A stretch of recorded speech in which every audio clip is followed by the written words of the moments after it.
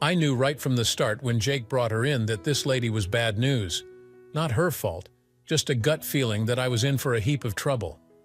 As she stood at my door, she asked nervously, "Hello, Mr. Mitchell?" She looked married, like most of my clients. "Logan Mitchell, ma'am," I replied. "No, not like the punk singer, but I sometimes get mail for him. One of the hazards of being a PI with a famous name that lives in Seattle. My dad actually named me after a secret agent in a set of dime store spy novels by Jones Publishing. We had the last name already, but my dad just named me Logan, not Loganathan. Go figure." I rose as I spoke and shook her hand.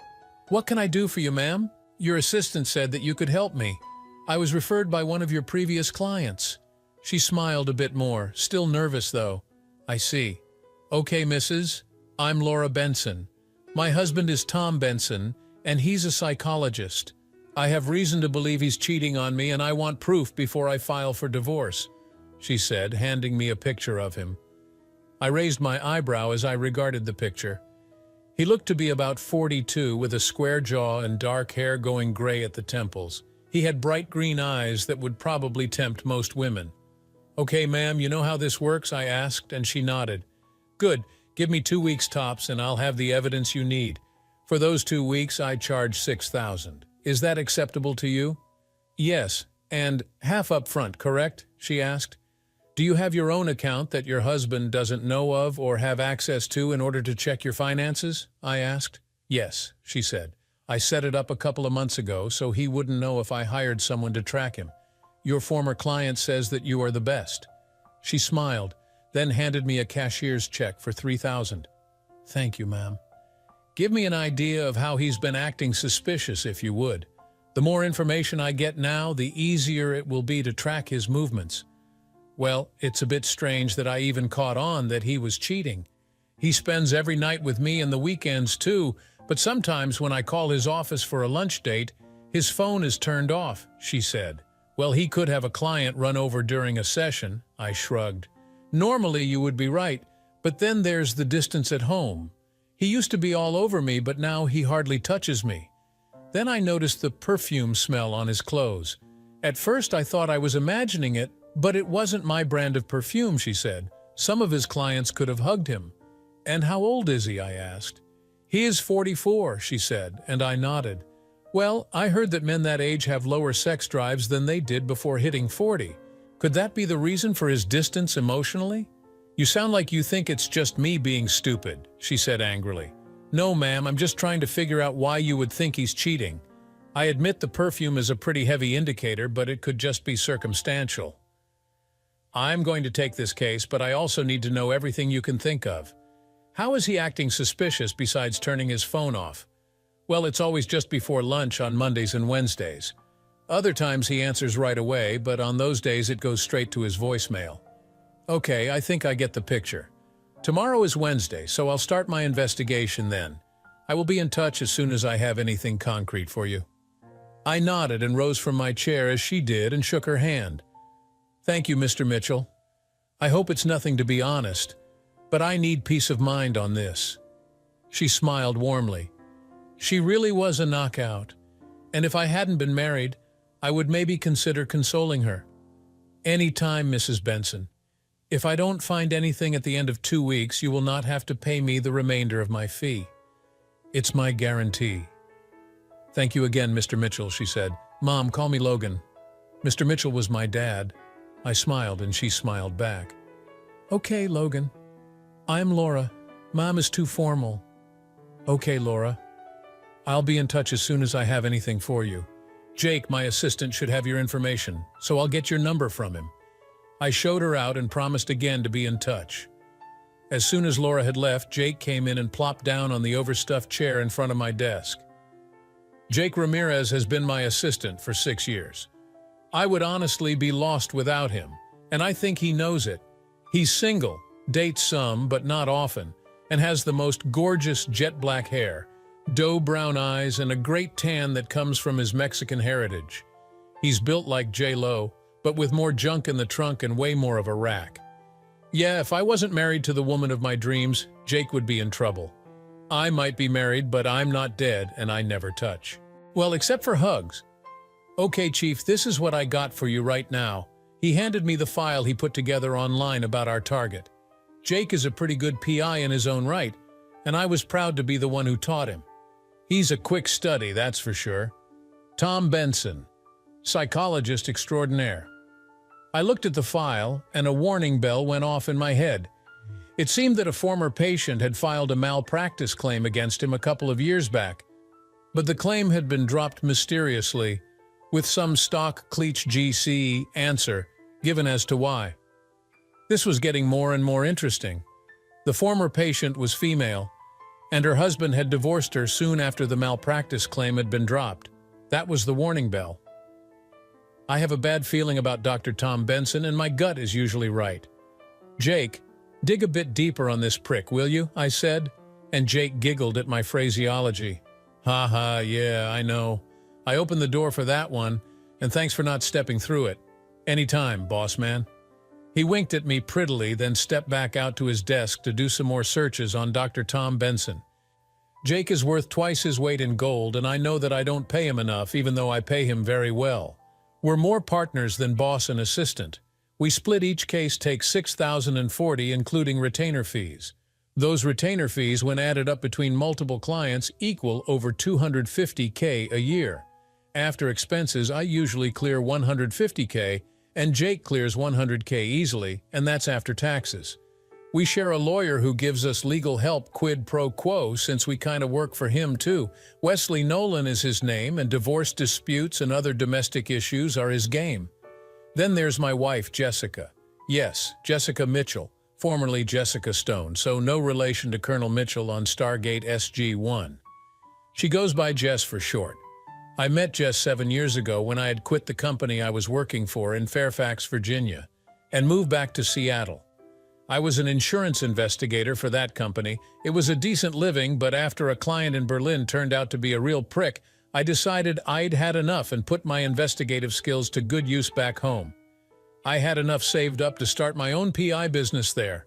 Now, nothing can be redacted. Jess is a complete knockout. Tall at 58, which puts her even with me in height when she wears her 4-inch heels, fiery red hair, sparkling blue eyes, 34C 2,436 measurements, and legs that go all the way up to heaven. Her Angelina Jolie lips and sexy smile can melt the hearts and raise the erections of any man within 50 feet, and she has it all packed in the right places. I first met Jess back when I had solved my first case for my first client. He threw a bash to celebrate me finding and returning his property. I was his guest of honor, and Jess was the daughter of one of his friends. She saw me, and I saw her, and it was as if the magnetic force of the earth drew us together. We talked and danced and talked some more. I met her father, who was a good man, and he bought my usual line about being a former insurance investigator who decided to go into the private sector as a PI. I had prospects, and during the shindig, I managed to score some more clients. That was 7 years ago, and after dating for 6 months and living together for 6 months, we were married in a small ceremony with just her family and a few of our friends. My parents had died a few years back in a car wreck when I was out of the country and had left me their old house in their will. I spent 3 years in the Army as an MI interrogator, then got recruited by the aforementioned company to investigate possible insurance fraud. That's my story, and I'm sticking to it. Anyway, I became a damn good investigator and realized I could make some damn good money at it as a PI. So I bid the company adieu and headed back home to Seattle. Getting a concealed carry license was like pulling teeth, but it was worth it to carry my dad's old Colt M1911A1 pistol. The big .45 ACP ammo pretty much guaranteed a kill if fired with accuracy. That was one thing I've always been good at shooting. So I went out to where Jake was picking out bits and pieces of Tom Benson's life and printing them out for me. Hey Jake, go ahead and knock off for the day when you're done with the searches. I'm heading home, I smiled at him. No problem, Jefe. He smiled back at me with more than professional respect. You know, I hope Jess knows what she's got at home. I think she does, sweetie. You know you're going to make some guy really happy someday if you ever settle down? I winked at him, flirting a bit. Nope, I missed my chance by a few months. He shrugged. I opened my mouth to ask him about that, but he had already turned back to his computer monitor. Okay, so go ahead and get the info, folder it, and I'll be in first thing to pick it up. Good night, I said as I headed towards the door. Good night, boss man, he called out as I left the office. I got in my car and headed home. Somewhere along the way, I started thinking about Jess and how she'd been acting lately. Over the past couple of months, she'd been kind of distant, as if she had something on her mind and wanted to tell me, but it always seemed as if something was holding her back. I resolved that when I got home, I was going to ask her about it until she told me. I would be an idiot to not see the writing on the wall. I'd seen it enough over the years. The story was always the same. Wife-hubby was always emotionally distant, either just before or just after starting an affair. Thus far, she kept telling me nothing whenever I asked her what was wrong or if she wanted to talk to me about something. Why women do the whole nothing routine, I'll never know. I know a few who don't, but most of them seem to think us guys get paid enough to read minds. Sorry, ladies, we're not psychic. Sometimes you have to spell it out for us. It was with those thoughts in mind that I pulled onto our street and noticed the Jeep Grand Cherokee parked out in front of my house. As I was pulling into our driveway, my cell rang. "Hey, baby," I said when I saw my wife's name on the caller ID. "Hey, Logan, when are you going to be home? We have something to discuss with you," she said. Her voice sounded weird. "What do you mean, baby? Who's the we you're talking about?" I had my suspicions that the we included whoever drove that Jeep. "Just come home as soon as possible, okay?" "Okay, baby, I love you," I said. "Okay, bye." Now the alarm bells in my head had turned into a full-blown klaxon horn. I made sure my pocket recorder was in my pocket and ready to go, and my cell phone had picture capability. I readied my camera function just in case. I had no idea what had gotten into Jess. She never failed to tell me she loved me, even lately. I was breathing deeply, doing some breathing exercises to calm myself. Once I had the Zen vibe going, I got out and took a snapshot of the license plate on the Jeep. I had a real bad feeling about this one. My gut was screaming at me, and I have always listened to my gut. As soon as I got in the door, I saw them kissing. They had no idea that I was that close, and I managed to get a snapshot of them together with their lips locked. I walked in, calm as can be, snapping happily away until they noticed me. I hit the record button on my pocket recorder in where else? My pocket. "Oh my God," Jess said. "You scared me, Logan. Care to explain why you're kissing some prick in my house, soon-to-be ex-wifey?" I asked, eyebrow raised as I shut my phone. "It's part of the reason why I wanted you to come home, Logan," she said. I looked at the prick for the first time, and I suddenly had the urge to pull my weapon and put a hole through his head big enough to drive a Mack truck through. Tom Benson, my current target, was standing in my living room and towering over me. Okay, this was a sticky situation. My client's husband was now standing in my house and apparently has been screwing my wife. Right then, I wanted nothing more than to shoot him dead, and her too, for that matter. My heart was breaking, but my anger kept the hurt at bay for the moment. However, if I was going to get paid, I had to play this cool. Vengeance would come later. Payback is a witch and a half, and these two were going to feel every bit of it. "Okay, what is it you want to talk about?" I asked with much more calm than I actually felt. "Mr. Mitchell, may I call you Logan?" he asked. "No, only friends call me Logan. You're not a friend. You're the a-hole who's screwing my wife. Therefore, we will never be friends." "Got it?" I asked with a sneer. "Yes, well, I'm Dr. Tom Benson and I am treating your wife with sex therapy," he said, identifying himself. "Okay, does sex therapy include kissing my wife in my home?" I asked, eyebrow raised once again. "As a matter of fact, right now it does. I know this is highly irregular and probably difficult to swallow, but you will need to watch us while we're doing it," he said. Dear God, this guy was dumber than a box of bowling balls. He was playing right into my hands and solidifying not only my own divorce proceeding, but making sure his wife gets everything, except for my alienation of affection and malpractice lawsuits that I was already planning. I just looked at him for a moment. "Dr. Tom Benson, huh? I heard you're really good at what you do." "Psychology, right?" I asked, buttering him up. "Yes, psychology. My methods are sometimes controversial, but I always get results," he preened. So how long has my wife been going to you for therapy? I asked, biting back my own outburst that was straining and chomping at the bit to get out. 2 months now, he confirmed. Jess had said nothing about going to see a shrink. I looked at her then. Jess, if things were so bad, why didn't you just talk to me? I told you years ago when we were dating that if anything was wrong, you could come to me. Don't you remember that? I asked, trying to get through to her. I guess, she said in a hesitant tone of voice. She had a confused expression on her face for a moment. Jess, remember what we talked about? Doctor said. Control. You have to assert your control. I know you don't like being powerless, so you have to take the lead. Remember? His voice was strange, almost hypnotic, as he talked to her, and I saw her expression harden. You're right, Tom. I need to show him that I'm not just some dumb woman to be pushed around. She then glared at me. Jess, what are you talking about? I almost shouted. When have I ever pushed you into anything? In the bedroom, we always make love how you want, never how I want. She almost screamed at me.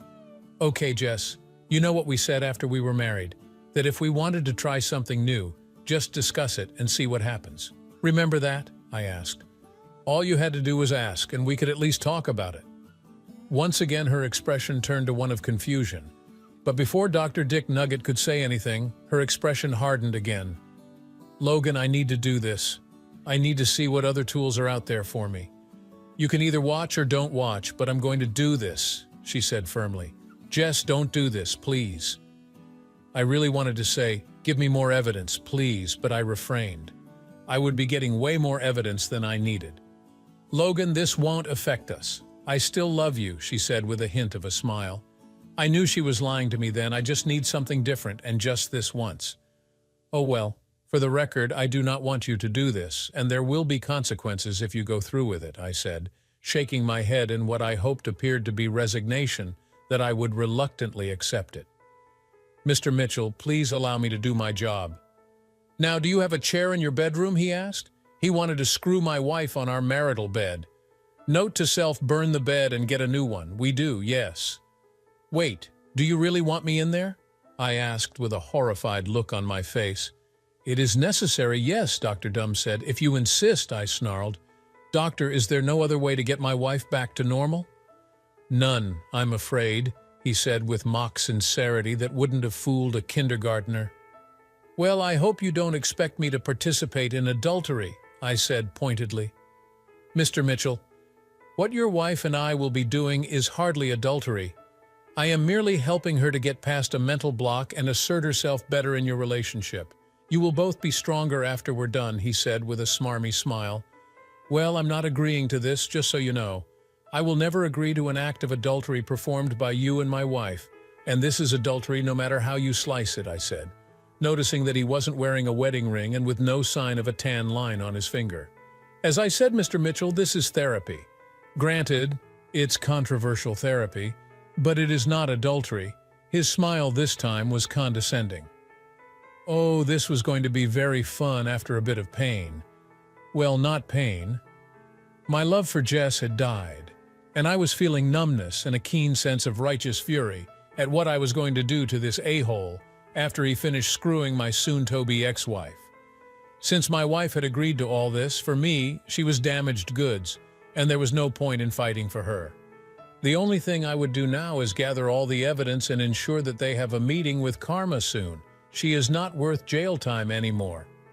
I'm still not agreeing to it. I shook my head even as I followed them to the master bedroom. I surreptitiously took out my iPhone and started the camera rolling as he undressed Jess and had her lie on the bed. Soon, he undressed too, and neither one of them looked my way as I sat in the chair to get plenty of footage. Last chance, you two, I said. Don't do this. This is being done without my consent. I said to ensure that it was recorded and that I had not consented to this act. The doctor looked at me with my iPhone sticking up out of my jacket pocket, but he didn't realize it was recording video. He sneered, "Like you have a choice in it, punk." He then thrust forward into Jess, and that was it. That was all I needed to see, and all I needed to record. Laura's case was now airtight, and that was that. I stood up from the chair and walked calmly to where Dr. Needledick was laying into Jess with relish and abandon. I grabbed him by the hair and yanked hard, pulling him backwards and out of her. I then hit the nerve bundle between his neck and shoulder, and he folded like a bad poker hand. He was still conscious but unable to move. "You thought I would not do anything, doctor? My ex-wife never told you what I do for a living, did she?" I could see the confusion on his face.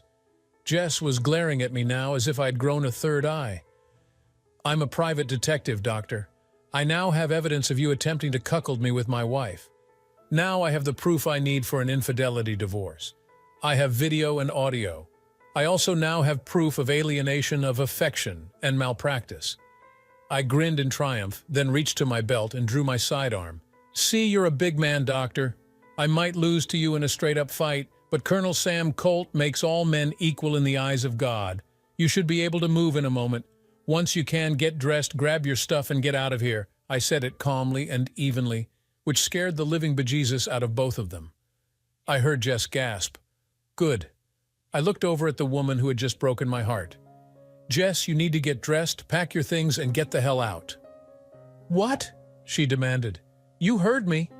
I told you there would be consequences if you went through with this, and those consequences are going to be pretty bad." I felt detached. I felt as if my emotions weren't functioning as they should. "Those consequences start now. You will pack your things, put them in either your car or his SUV, and leave. I'm going to call my attorney and have him draw up divorce papers, then get a restraining order against you and the good doctor here. I'm just glad we don't have children and damn glad that I will never be a father to your children." I shook my head. "Jess, you broke my heart. I hope it was all worth it for you." My voice cracked during that last sentence. "If Loverboy here doesn't want anything to do with you, go stay with your folks." Jess's face went through a variety of emotions as she processed what I just told her. Her main emotion appeared to be confusion. "But Logan, don't you love me anymore?" she said in wide-eyed, innocent shock. "Not after you willingly let another man, over my protests, take you in our marital bed." I shouted that last bit. "You have desecrated the vows we took on our wedding day, Jess. Over my protests, you shat all over everything we ever had. Yeah, I really let her have it this time. I wanted her to hurt. I wanted her to feel a measure of the pain in my heart when I figured out that she didn't love me anymore. I can't believe that I never even knew you, Jess." I was calling her by her full name since I knew she hated it, and because she knew that I only called her that when I was angry. "Jess, do you remember the talk we had shortly before we got married? The one about fidelity? Remember that one? The one where you said that you would not tolerate cheating? The one where you said you had zero tolerance for cheaters? Well, honey, this qualifies. I saw the wisdom in your words that day and adopted your philosophy." The doctor stirred before she could reply and appeared to be giving serious thought to jumping me. I stepped away from him, keeping Sam Colt trained on him. I also made sure I kept Jess in my field of vision. "You're making a mistake, Mr. Mitchell. I'm going to press charges," he sneered. "No mistake. I caught you in bed with my wife and thought she was being assaulted. Who are the cops going to believe? The respected private investigator who caught a criminal, or the man who claims it was all consensual? Look at Jess, doctor. Look at the anguish on her face, the anguish of being assaulted. It's a good thing I got here when I did, isn't it? Otherwise, you might have gotten away with it. Now, maybe I should call the police and report this." His face paled as he hesitated, then thought better about it. "Fine, no harm, no foul," he tried to chuckle, but it fell flat. No charges. I noticed that he still hadn't mentioned his wife. That was interesting. He probably thought he was keeping a secret from me, and I would allow him that illusion for now. I had to prod him a little, though. "I'm sure the news stations are going to love this one, though. P.I.'s wife caught in bed with her psychologist. Story at 11, I shook my head with a disgusted look on my face. That was when he blanched. "No, you can go public with this," he nearly shouted. He was dressing quickly, making sure he had everything he came in with. "Please, don't go public with this," he was begging now. I had him. "If you return all the fees my soon-to-be ex-wife paid you, I might consider it. I'm still pressing alienation of affection and malpractice against you, though," I said, backing him into a corner. "Done. Anything you want, he said with a panicked look in his eyes. Anything I want? Oh, the possibilities. But no, I wanted him to know fear. I wanted him to feel the fear before the inevitable despair, the total devastation that his life was about to become. I was enjoying myself over this, and I felt no guilt about screwing him over as he had screwed me over. The difference was that while he had screwed my wife, I was going to screw his life. No lube, sandpaper condom. Once he was dressed, he ran from my bedroom and I heard the front door slam as he broke all land speed records getting away from me and my home. I looked at Jess, and I could tell that she saw the malice in my eyes.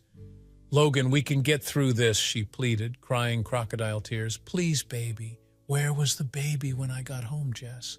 Where was the love then?" I sneered. "Get dressed, get packed, and get out," I said. "You have an hour. Since Dr. Benson doesn't want anything more to do with you, I suggest your folks." Jess just looked at me in utter shock. She then started dressing and packing listlessly. I let her use all 4 of our suitcases, knowing that I was just going to buy new ones. I stepped into my home office and called the locksmith and the furniture store. I got the locksmith just as he was closing, but promised him a huge bonus to do a rush job on my locks. I then told the furniture store that I wanted a king size to replace our old queen-size bed, sheets, comforter, and the whole 9 yards. It was expensive, but worth it. He asked why I wanted the old bed thrown in my backyard, but I just told him that I wasn't paying him to ask questions. He picked up the tone in my voice and wisely shut his trap. Jess was packed in 55 minutes, and in a magnanimous gesture, I helped her take her suitcases out to her car. In other words, I threw them on the driveway by her car's trunk. I then walked back into the house and slammed the door behind me. I called Wes and had him file for a restraining order with the unit court judge. I named both Jess and Dr. Tom Benson in my complaint. I then had him draw up divorce papers, alienation of affection papers, and malpractice papers. An hour later, both the locksmith and the furniture guys were done, and I paid both with my credit card. I called the credit card company and canceled Jess's cards. I then called the manager of my bank at home and had him cancel Jess's debit card. I gave no explanations, but as the primary on our accounts, I felt it necessary. I no longer trusted her. For those who think I was going too far, go to hell. I poured myself a couple of shots of whiskey. Now I'm usually a beer man, and I love beer beyond all other forms of drink. However, I needed something a bit stronger, so I poured my shots and sipped them as I thought about the train wreck that my marriage had turned into in such a short amount of time. At around 7 that night, I knew that I was about to lose it. I called Jake. "Hola, Chief," Jake said. "Hey yourself, Jake. I hate to call you after hours, but I'm going to need your help tonight," I said. I was proud that the 2 shots of whiskey hadn't impaired my judgment or slurred my words. "What's wrong, boss man?" he asked. I never could put anything over on him. "Well, it's complicated, and I don't want to tell you over the phone." "Just come to my house," I said, feeling the walls start to crumble in my mind. "Okay, Chief, I'll be right there." He ended the call before I could respond. God bless that guy. 10 minutes later, he was knocking on my door. I got up from where I'd been staring at the blank TV screen and went to answer it. As soon as I had the door open, Jake was throwing himself into my arms, hugging me tightly. He kicked the door shut behind him, then disengaged from our embrace long enough to throw the deadbolt. When he turned back, he grabbed my hand and pulled me back towards the couch. He sat me down and sat next to me. "Okay, where's Jess?" he asked, already having some inkling of what was going on. After all, Jess's car wasn't in the driveway, and I wasn't as distraught as I would have been if she died. I looked into the deep brown pools of Jake's eyes. "She's gone, probably to her parents' place. She was cheating on me, Jake." I could no longer hold my tears in check as he put his arms around me and held me as I ruined his shirt with my tears. I clung to him desperately, just needing the human contact. When I'd finally let it all out, Jake pushed me back gently and looked into my eyes. "Logan, listen to me. Are you absolutely sure that Jess was cheating on you?" Not trusting my voice, I instead pulled out my pocket recorder and hit play as I set it on the coffee table. I then opened my cell and brought up the video and hit play before handing it to him. Jake watched and listened with growing horror in his eyes as I went and got 2 beers from the fridge. By the time I got back, dark fire was blazing in his eyes, and he had stopped both the recording and the video. I opened both bottles and handed him one. "Arrogant jerk," Jake finally exploded after taking a swig of the bitter ale. "That witch." Wow, Jake wasn't holding back. I cracked a wry smile at his words. Jake is loyal to a fault, and he's loyal to me. He took another long swig, then closed his eyes and breathed deeply several times. "Logan, what are you planning?" he asked as he laid his hand on mine. "Because whatever it is, I want in. Nuclear strike on the doctor. I have reason to believe that maybe Jess was brainwashed. If so, I want to get her the help she needs," I said, my voice hoarse from the crying. If there was even the slightest possibility that the a-hole had somehow brainwashed or coerced her, I wanted to find out how. But as for Dr. Dingleberry himself, I want him and all those around him to burn, except for his wife, who you met earlier at the office. Turns out she was right about him cheating, and it was with my own wife. "This is some serious shit, Logan," Jake shook his head in sympathy. "But okay, what's our first move?" "Recon, of course." I managed a tight smile as I compartmentalized my feelings for the moment. Now that I was on the job, it was easy to slip back into the professional persona. "In a few hours, I'm going to pay his office a little visit. If you have a problem with breaking and entering, you don't have to come. I told you I'm in, Chief. I'm in it to win it, and you know I don't back down." He smiled at me, then leaned forward and hugged me tight. "I know, Jess, I know. But even then, I'm not so sure I want her back. She shat all over us. She's known this tool for 2 months, and in that time, he managed to convince her that our marriage was just another toilet bowl in which to take a dump," I said, still hugging him tight. God, he felt good. I pushed him back gently as my body started stirring and looked into his eyes. There was something there that I hadn't seen in Jess's eyes in a long time. Lust. Pure, unbridled lust. And I was sorely tempted to kiss him right then and there. There were only 2 things stopping me. 1, I was hoping that Jess was a victim of brainwashing or coercion here, and that we could somehow work through all this. 2, even if she was more willing than she appeared, I wasn't going to stoop to her level and cheat with anyone, even Jake. "Jake, I know what you're thinking, and you have no idea how tempting it is right now, but we have a job to do." I forced out the words through sheer iron willpower. I steeled my resolve and pressed onward. "Let's swing by the office and pick up the van." "Good call, boss," he said, curbing his own feelings. It didn't take a rocket scientist to see that he'd always had a bit of a crush on me. We flirt back and forth, but I thought he was okay with just flirting. But now that Jess was out of the picture, for the moment at least, it was obvious he wanted more. Part of me was dying to give him what he wanted, and that part of me wanted it just as bad as he did. But, and here's the kicker, I was not going to do what my wife had done. No, my vengeance was going to be far more terrible if things went as I feared. Also, I didn't want to hurt Jake, and I knew that if Jess had been coerced or brainwashed by Dr. Dickhead, Jake would be hurt badly if or when I decided to work things out with Jess. We left in his car and we picked up the van at the office. I grabbed the Comcast sign magnets out of the back and slapped them on the sides of the van. Urban camouflage. Gotta love it. We drove to the offices of Dr. Tom Benson at around 11 that night, and I went into the office building by lockpick. I was wearing supple leather gloves that would keep my fingerprints off of anything, yet allowed for enough freedom of movement that my dexterity wasn't impeded. Picking the locks was child's play, and once inside I made sure that my earbud was working properly so I could communicate with Jake. "Reading you loud and clear, Chief," he said. I had a small USB thumb drive on me that had 50 GB of storage space on it. I was going to search his computer as well as his filing cabinets. I wanted to get a really good look at this guy's business. If he was doing this to my wife, I wondered how many other wives he'd done it to. So far, the security system was child's play, as I called the security company, identified myself as Dr.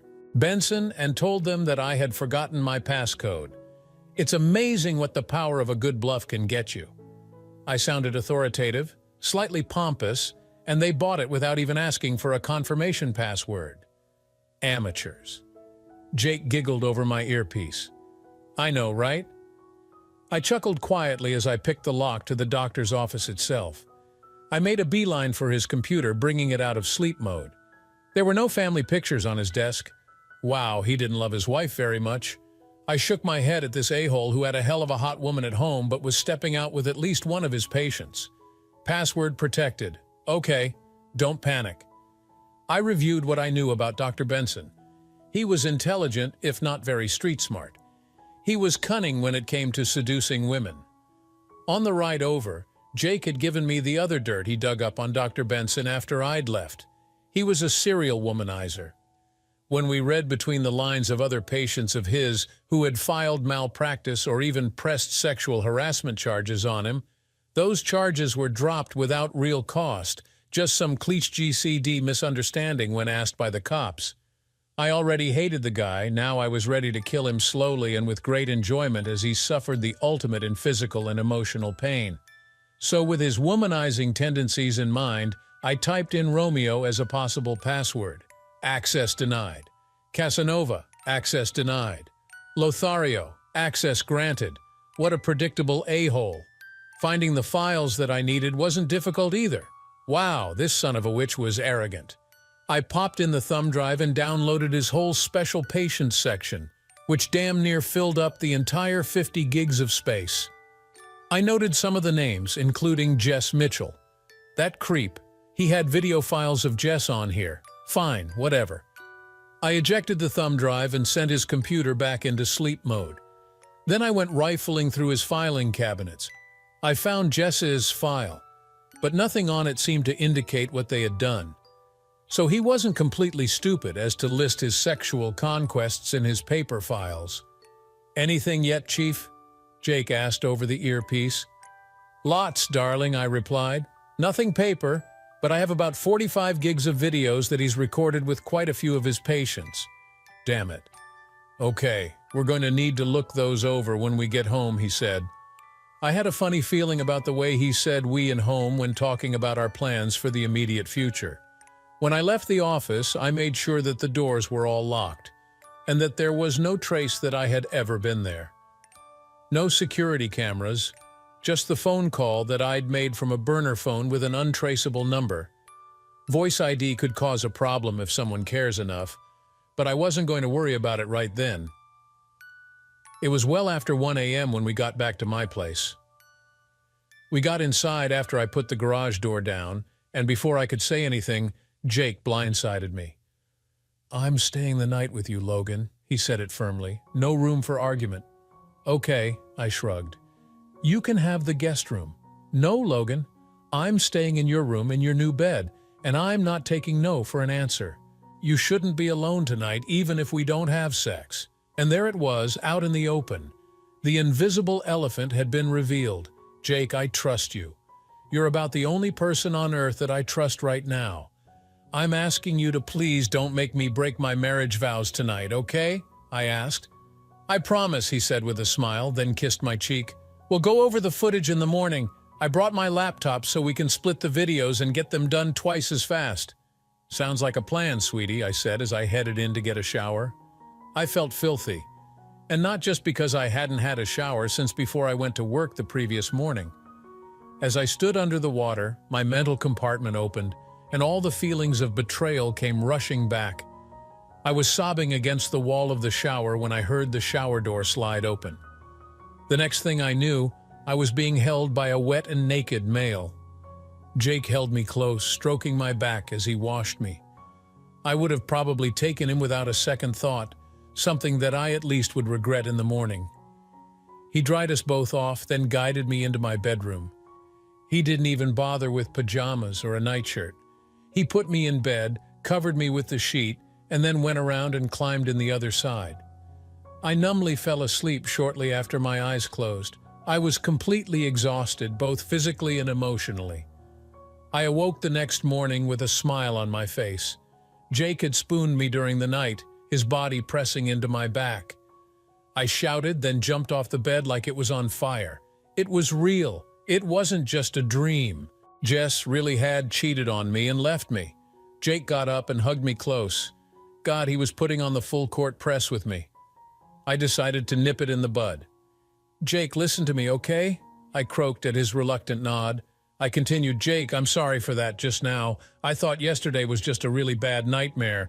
I'd be lying if I said I didn't think of you in that way sometimes, but I love my wife, or who she used to be before that scumbag got his hands on her. But I promise you one thing right now, if Jess went along with this all willingly, I'm going to divorce her. When that's done, if you still want me, I'm more than willing to try with you, okay? And that's one reason I fell in love with you, he sighed in resignation. You're the most honorable man I've ever met. His voice was equal parts admiration and exasperation. Thanks, sweetie. I kissed his cheek as I released his nude body. I got a good look at him without the tears in my eyes, and he literally took my breath away. His tan all over with no tan lines. Dear Lord, I was being tempted like I'd never been tempted before. Like what you see, Poppy. He gave me a seductive grin. Uh-huh, I managed. Hey, all the blood was in my small head at that point. My brain was oxygen deprived. I had swollen to mammoth proportions compared to normal. Jake looked down and smiled, but didn't reach for me. When this is over and if you aren't with Jess again, I'm going to screw your brains out for the rest of our lives, Poppy, he whispered, which made my tool jump even more. Jake, if I'm not with Jess when the dust settles, I'll let you, I whispered back. Then I got dressed and Jake left the room, but I heard the sizzle of the frying pan out in the kitchen. I smiled at that, then got dressed in jeans and a t-shirt, put on my belt with holster and went out to join him. I didn't usually wear my pistol at home, but I wasn't going to take any chances with a possibly sociopathic psychologist out there. I noticed that Jake was also wearing his piece, a Lady Smith Wesson in 9mm. He'd also gotten a concealed carry permit shortly after I hired him. Smells good, I said, with the first big genuine smile I'd had since this whole mess started. Thanks, Logan.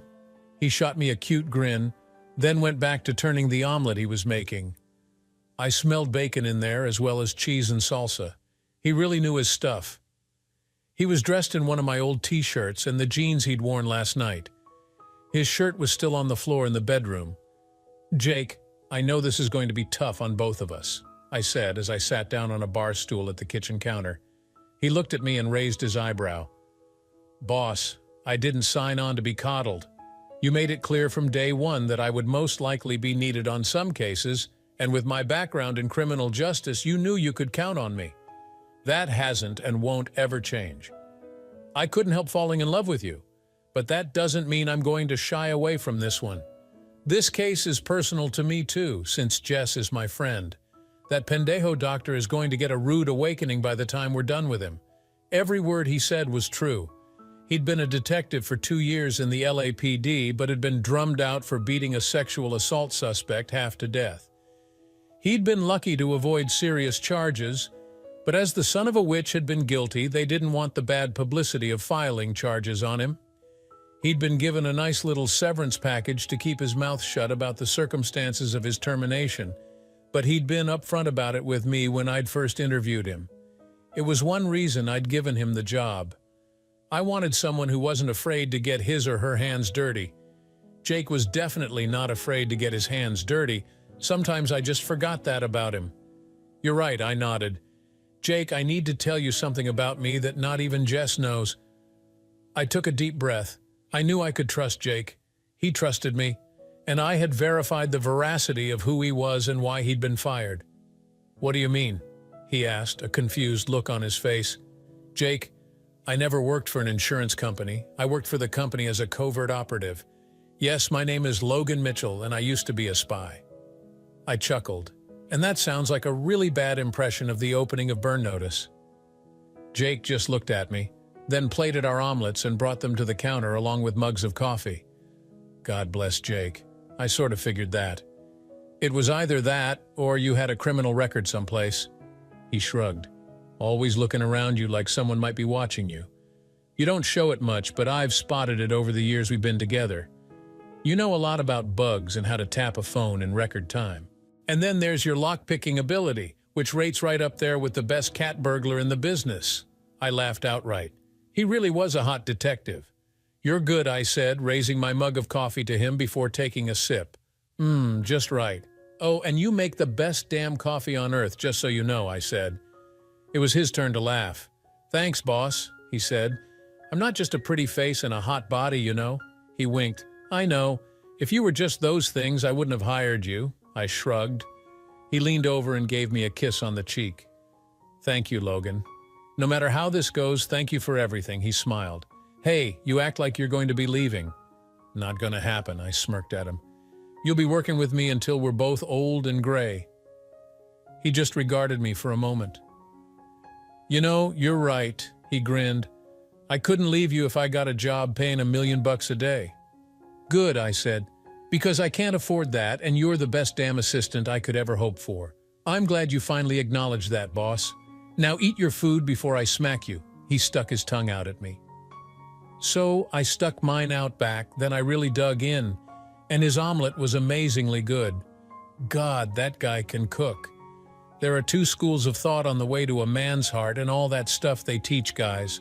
One is through his stomach and the other is through his willy. For me, it's both.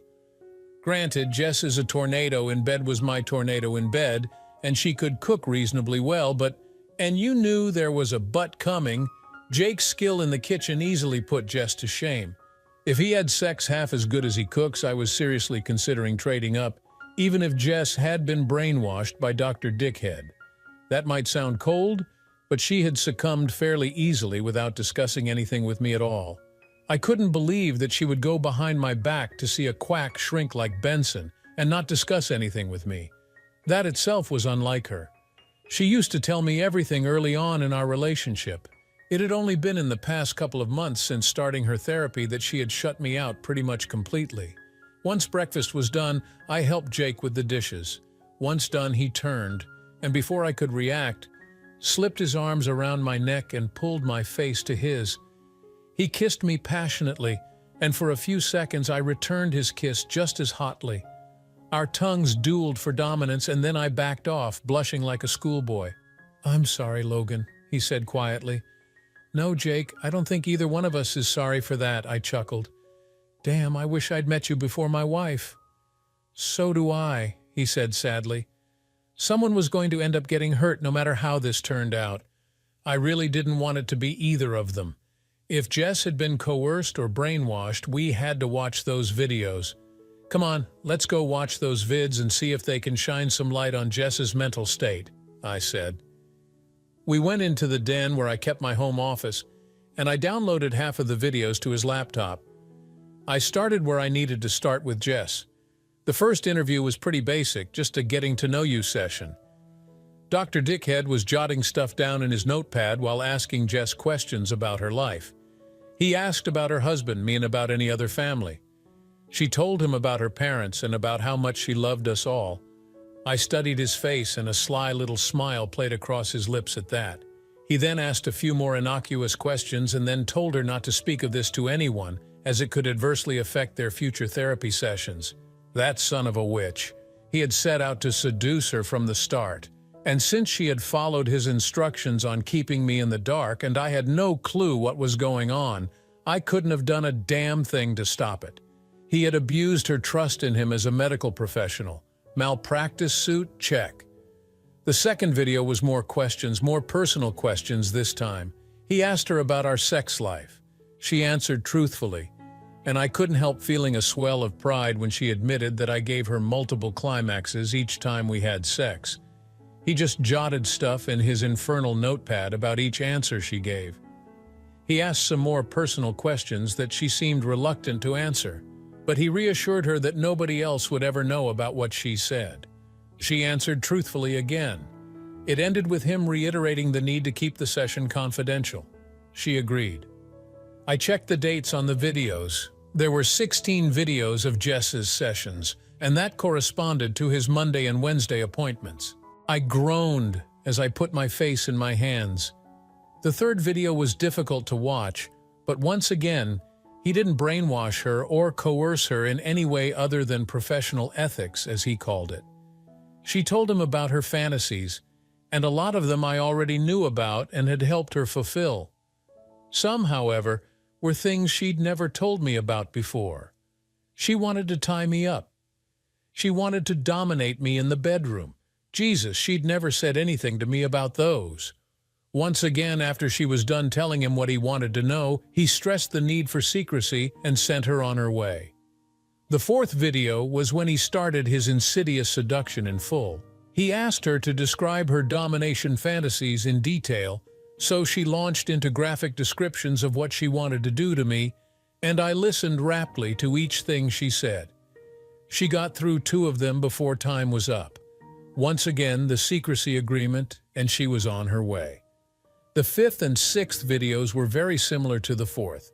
The 7th and 8th videos were more fantasies of hers where she would screw me. I was beginning to see why she wouldn't have told me about these fantasies. I just shook my head as she told him personal things about herself that she had never shared with me, her own husband. He then suggested having 2 men at once to her and showed her a video clip of a woman in a sandwich with one guy from the front and the other in back. When she saw that, the wheels in her brain started turning, and she said she would think about that one. That was his kicker, and I saw his sly grin of triumph at the end of the video. He once again urged her to keep their sessions confidential and then let her go. The rest of the videos were mostly him talking to her about her fantasies thus far.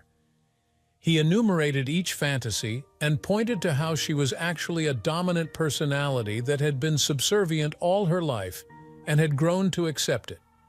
First, she was subservient to her family, then she was subservient to me. He built up her self-worth to the point of egotism by the end of the 14th video and had convinced her to have 2 men, including me, as part of her therapy. I noticed that starting in that one, he didn't urge her to keep quiet, knowing she wouldn't tell anyone, including me. It was the 15th video where he first screwed her just a little under a week and a half ago. He told her that he would be the second man if she wanted him to be. She said she didn't know. She looked like she struggled with the decision for a solid 15 minutes as he gently urged her towards where he wanted her mind to be. She finally gave in, and he laid down on his desk and told her to dominate him. She did. The 16th video was the last. She came in, and before he could say anything, she kissed him passionately and then screwed him hard. She said that she didn't just want to tune one, she wanted to cuckold me with him. That was the clincher right there. It showed me that she was beyond saving. She made a conscious decision to cuckold me instead of the original plan of having sex with me along with him. This time she told him to keep it quiet and she would call him with the right day and time. I stopped the video and looked up to see Jake looking at me with tears in his eyes and a disgusted look on his face that probably mirrored my own disgust. The guy was a serial seducer, a real Lou that made sense with his password on the computer at least. I'm hitting this son of a witch with a legal warhead so big he's going to wish he'd never been born, I vowed in a calm voice before God and Jake. I am with you on that one, boss, he said as he sat on the edge of my desk. It seems that the longer video sets are more challenging. If it makes you feel any better, all the others are fewer than Jess's. She held out the longest, apparently. He shrugged and gave me a hopeful smile. I sort of figured that since all the ones left on here are shorter than hers, but you just confirmed it. This guy makes Machiavelli look like a good guy. I shook my head. But as far as coercion or brainwashing, he's not guilty on those counts. He just convinces them to do it and there won't be any harm in it. Yeah, I noticed that too. From what I can tell, he's never involved the husband before in their little games, but then the husband finds out somehow and divorces his wife. All the ones I've checked so far have ended up in divorce.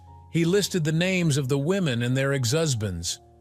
Okay, contact a couple of the exes and find out how they found out about Dr. Dickhead seducing their wives. I need to talk to Laura. I shooed him out of the room, then pulled out my cell and called Laura's phone. Hello, Laura, it's Logan, I said in a tight voice. Oh, Logan, thank you for calling. Are you going to start your investigation today? She asked. I've completed it, actually. You are more correct than you know. Is there any way you can come to my house either tonight or tomorrow? There are some things we need to discuss of a personal as well as professional nature. Don't get me wrong, I'm not hitting on you, but this case has hit a bit close to home for me, I explained. Care to elaborate on that, Logan? She inquired. Not over the phone, ma'am. Either tonight or tomorrow morning would be best. My assistant Jake will be here with us since he has some info to share with you as well, I told her. What's your address? I gave her my address and she said she would be here in 10 minutes. 11 minutes later, I heard a car in the driveway. I checked, and she had driven a nice Jaguar XJ6. I opened the door for her, and Jake brought her coffee while I went and got mine and Jake's laptops. I set both of them up on the coffee table, and Jake and I sat on either side of Laura as I started to explain things.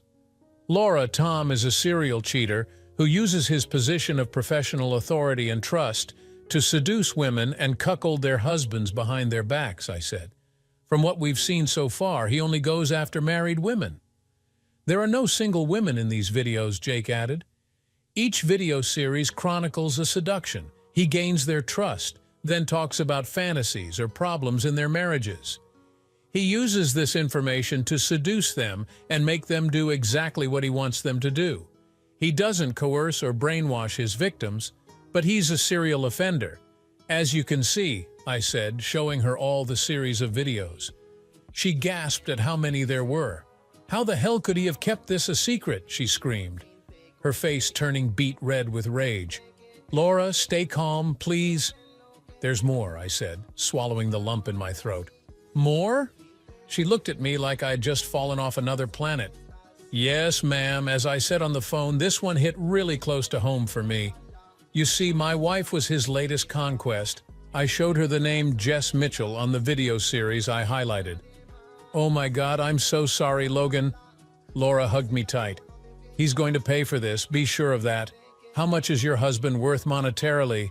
I will be filing alienation of affection and malpractice against him, I said. Don't worry, I'll introduce you to the best damn divorce attorney in Washington. Wes will take good care of you and get you as much as possible. Laura laughed. Oh, honey, Tom is worth over $250 million, including his properties around the world. He has a lucrative practice, his books are bestsellers, and he's been on Dr. Phil as a guest several times. The majority of his money was made from his books, though. Okay, what I propose is we hit him with a blitzkrieg. We hit him hard and fast, but it's going to take probably a few days to set up. Do you trust us? I asked her, indicating Jake and myself. Yes, she said. You've lost a lot too, Logan. I'm sorry for that. I should have seen what a snake he was before this. I understand. Come by my office in the morning and I'll introduce you to Wes. Hes my attorney and will be handling my divorce from Jess, as well as my suits against your husband. By Friday, we hope to have some other ex-husbands on board to file suits against him for malpractice and alienation of affection as well. I laid out my plan to her, and she was nodding and smiling by the time I was done. I can go along with that. The problem is going to be acting normal around him for 2 more days. I can claim female problems or just go out of town to visit my mother. She's old, so he would probably buy that. Laura nodded. True. He's trained to spot differences in mood or behavior. My advice is to get a hold of your mother, tell her what's going on, and have her cover for you. Meanwhile, I have a guest room here with a queen-sized bed in it and room for 2 more cars in my garage. I smiled. So far, only my car and Jake's car were in there. I handed her a remote for the garage door, and she accepted gratefully. She went home to pack. Jake also went home to pack. He packed a whole week's worth of clothes and came back half an hour later. I chuckled as he hauled his stuff into my room and put it in Jess' old dresser. The guy is determined, I'll give him that. The next morning, Laura got back just as I got out of bed after another great night's sleep with Jake by my side. He was now wearing an oversized shirt of mine and panties to sleep in, for which I was grateful. I was wearing boxers and pajama pants and a t-shirt as well. Jake was in the shower when I heard the garage door going up. Laura looked great and gave me a sympathetic hug and kiss on the cheek when I went to meet her as soon as she came inside. She had a small suitcase with her with a couple of changes of clothes inside. She also brought me bank statements for Tom's accounts, and I gaped at how much he had in liquid assets. When Jake had cooked breakfast for us all and we'd eaten another great meal, Laura told us that she was ready to move forward. I told her that we would be able to move once every ex-husband and wife were notified of the most recent developments. We had 11 ex-husbands to call, and then inform them to call their ex-wives and inform them of what was going down. We were going to file separate lawsuits against Dr. Benson for malpractice and alienation of affection, and they were more than welcome to join us. Not surprisingly, most of the husbands were more than ready to get some payback on the a-hole, and even a good majority of the ex-wives were chomping at the bit. I wasn't about to get Jess in on it, though, not after seeing the last video. I showed up at Wes' office along with 9 out of the 11 ex-husbands we'd been able to contact and all 9 ex-wives. Since I was ex-husband number 12, I would be in on it. Wes, to save time, drew up identical alienation of affection and malpractice papers and just put different names in there depending on who was in line. He was like a kid in a candy store with well over $175 million in liquid assets from Dr. Benson and almost $100 million in properties around the world that would most probably have to be liquidated to pay for the malpractice, divorce, and alienation of affection suits. Sure, a class action would have been simpler all around, but we were going for shock value on this one. I wanted Dr. Tom the Menace Benson to know his world was about to come tumbling down around him like the walls of Jericho. Laura was waiting with Jake and me at the end of the line while Wes happily helped his new throng of customers to make an a-hole's life miserable and get rich while doing it. Yes, he's a good buddy of mine, but he's still an attorney.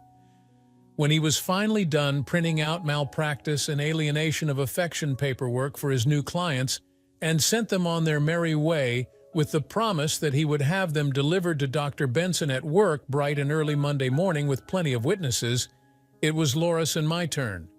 I filed for divorce from Jess, and Laura filed for divorce from her soon-to-be, very poor soon-to-be ex-hubby. Wes was taken with Laura immediately, and it seemed the attraction was mutual. I set it up with Wes for each client's stuff to be delivered by a different process server all at the same time. Wes, Laura, and Jake all joined me and grinning like skeletons at that one. He was about to be overrun come Monday morning, and Jake and I, along with Laura, were going to have a front row seat. As a bonus, Wes threw in a restraining order against Dr. Benson for free for each of us, his clients. He knew how rich he was going to be once all the fallout had settled around this mass nuclear strike. Then it was time for Phase 2. Phase 2 involved media and law enforcement saturation. I used Jess's videos, blotting out her face and changing her voice to a computer blur, blotting out all mention of her or my names, all using a new media editor program I bought. I spliced together segments from different videos, showing how Dr. Tom Benson made a habit of seducing women away from happy marriages or marriages that had the possibility to be happy again after his therapy. But he had seen the need to ruin said marriages for his own twisted ego. I used segments from the videos of the other women too, showing how they had all been manipulated into turning against their husbands at Benson's urging. I knew the news media would eat this one up. The FBI would get involved for criminal malpractice since he was ripping men off and having sex with their wives. The Washington Board of Psychology was also going to take an interest in this one. I had a dummy email account set up for this and used proxy servers so I couldn't be traced. Phase 2 started Monday morning just after the process servers had done their job. As the last process server left, I handed Laura the popcorn bucket, and she was munching some popcorn as Tom came running out the front of his office looking around wildly. He saw me standing next to his soon-to-be ex along with Jake. I held up my cell phone, hit the send button on the mass email delivery, and initiated Phase 2. We got in my car and drove away as Dr. Dick screamed at us incoherently that he was going to kill us all. The last I saw of him that day, he was kneeling in the parking lot, a whole shitload of paperwork in his hands, and he was crying his eyes out. My vengeance wasn't over by half. Phase 3 involved a sit-down with Jess, which she agreed to do. She had been staying with her folks and was about to find out that she wouldn't be able to stay there anymore unless she was really lucky. We met in a very public place, Starbucks, gotta love it. "I'm here. Does this mean you want to talk?" she asked hopefully as she sat across from me. "As a matter of fact, I do. I need to tell you something, I said with a smile. Jess, I would have been able to forgive you just about anything if you had been coerced or brainwashed by that a-hole. I'm not kidding. But after watching 16 hours of you going along with everything he said, even with your protestations, you, in the end, suggested cucking me to live out your domination fantasy, that I cannot forgive or forget. I shook my head slowly. Jess, I would have done damn near anything for you. I loved you more than you can possibly know. Loved, as in past tense. I would have given my life for you until I saw that betrayal, that ultimate betrayal of everything we meant to each other. I'm sorry, Jess, but you've been served. I slid the divorce papers across to her. I think you'll find it fair considering. She looked at the paperwork in shock. You're kidding. I wasn't in my right mind, baby. Please, you have to believe me, she panicked. And then I let the other boot drop. If I were you, I would think of something to tell your parents, Jess. Something tells me that they just got an anonymous email showing them what kind of a daughter they raised. I stood and walked out, leaving her in stunned silence. Wes asked Laura out, and she had accepted. I vouched for his integrity, such as it is, when she asked about that.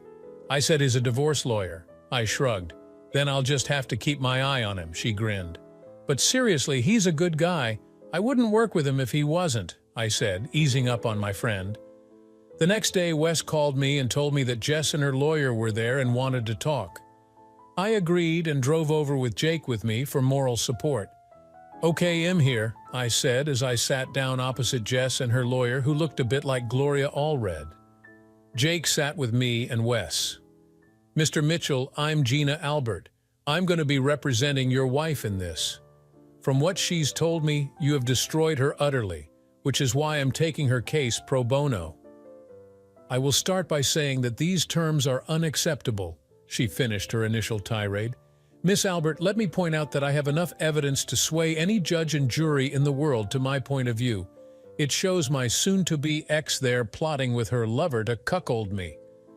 It was her suggestion even.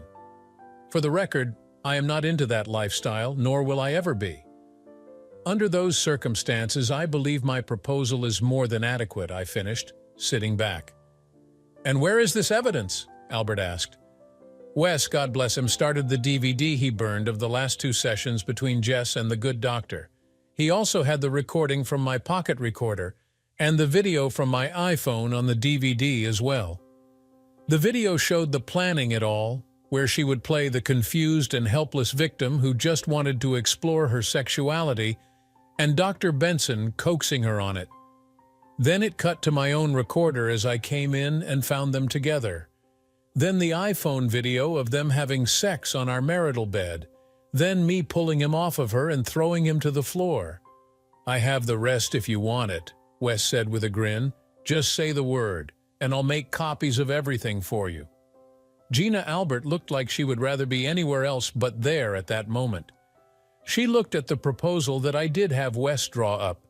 It was actually pretty fair considering the shit she put me through. She would get $75,000 and her car paid off. She would get her belongings to be picked up at my discretion, and she would be given an apartment paid for by me for an entire year. No children, so no child support. No alimony, though. That I had refused. No way was I going to pay her until she got married again. But the apartment was at least a nice one.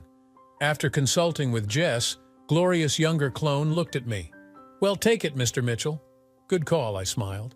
We all signed on the dotted lines, Wes notarized it, and it would be brought before a judge in 30 days. Those 30 days dragged by so slow I wanted to rip my hair out. Every day Jake and I would make out like teenagers, but I still couldn't go all the way with him. I wanted to, like you would not believe, but I was being stubborn, or some would say, stupid. By the end, I was leaning more towards stupid myself.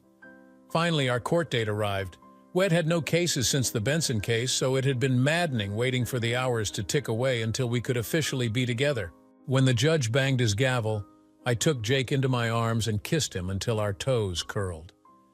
Jess came up to us as we broke apart. I'm sorry, Logan, for whatever that's worth. I screwed up the best thing I ever had. She had tears in her eyes as she looked at Jake. Jake, please take care of him and don't be stupid like I was. Jess, I've been in love with Logan since I first laid eyes on him. I kept my distance since he loved you with everything he had. I kept my distance because you were my friend too. You're both my friends. But when you did what you did to him, I couldn't stand by any longer. I'm not sorry either. I love this man and I promise you I will take care of him for the rest of our lives." Jake surprised me with that one too, but he really surprised Jess and hugged his friend tightly. Jake had moved in with me during that 30-day wait. It had been something to do while we were waiting for my stupidity to either falter or the divorce to go through. So when we got home that day from court, I pulled off my old wedding ring and threw it on the coffee table before picking Jake up and carrying him to our bedroom. "Oh, Poppy," he giggled as I threw him on the bed and stripped down in record time. He was stripping too, which didn't take long. I had sex with him like he was built for it. It was 2.5 years before all the fallout had settled from my nuclear strike on Dr. Tom Benson, and a lot of people felt the fallout in one way or another. Several couples that had been split by the a-hole's actions ended up reconciling and remarrying after receiving their settlements from their alienation of affection and malpractice suits. Okay, good for them. I heard from Jess shortly after all the malpractice suits and alienation of affection suits went to trial against Dr. Benson. Anyway, Jess now lives in Vegas and became a dominatrix. Seems right up her alley with the shit that Benson had opened up in her psyche. Her parents still aren't speaking to her thanks to my surgical strike against her by sending them the video of her and her lover plotting against me. Oh well, she brought it on herself. After Laura divorced him, of which she got well over half, all the criminal charges came down on old Tom like a ton of bricks. He pleaded out to what he could but lost his license, and after all the suits were over, had to file bankruptcy. That didn't stop all those he'd wronged from getting their due rewards, however. It just delayed it a little. Someone who shall remain nameless paid the good doctor a visit one night before his criminal trial started. Whoever that person was beat Dr. Benson so badly he had to be hospitalized for a few weeks. He had both knees broken, both arms broken, and both of his balls had been ruptured. As to how I know all this, well, ask me no questions, and I'll tell you no lies. Now, if you'll excuse me, I need to go clean my old aluminum baseball bat. Wes and Laura dated for 6 months and hit it off so well they got married, with me as best man and Jake as maid of honor. Wes made enough from all the lawsuits to retire, and they plan on spending their golden years together. The trial was pretty much open and shut since Dr. Benson's attorney couldn't get the video evidence suppressed of how he had seduced all those women. He was convicted on all counts, and when Tom Benson got to prison, he lasted all of 2 days before the guards found him swinging in his cell. It seems that he had fallen so hard, so fast he actually hanged himself rather than face the train wreck his life had become. Good, one less burden on society. The a-hole who had ruined so many lives was now literally at the end of his rope. Fitting, if you ask me. With his demise, and since he never changed his will, Laura was only too happy to use her large inherited amount of funds to settle with those whose lives her no-deceased ex-hubby had ruined. As for Jake and me, we made out like fat cats from my lawsuits, $15 million all told. $15 million, I had said as I placed my pinky to the side of my mouth. We're retired now too and raising our 2 children. Our son, Nicholas, since Jake insisted on giving him a full name, which of course I agreed with immediately, is already a handful and about to start preschool next year. Isabel, our daughter, is the sweetest baby I've ever seen. We're happy now. That case me last case was a mixed bag for me, but it turned out all right in the end. Thank you for tuning into this incredible story of betrayal and revenge. What do you think about Logan's journey and the downfall of Dr. Tom Benson? Share your thoughts in the comments below. Don't forget to like, share, and subscribe for more gripping tales of heartbreak and justice. See you next time.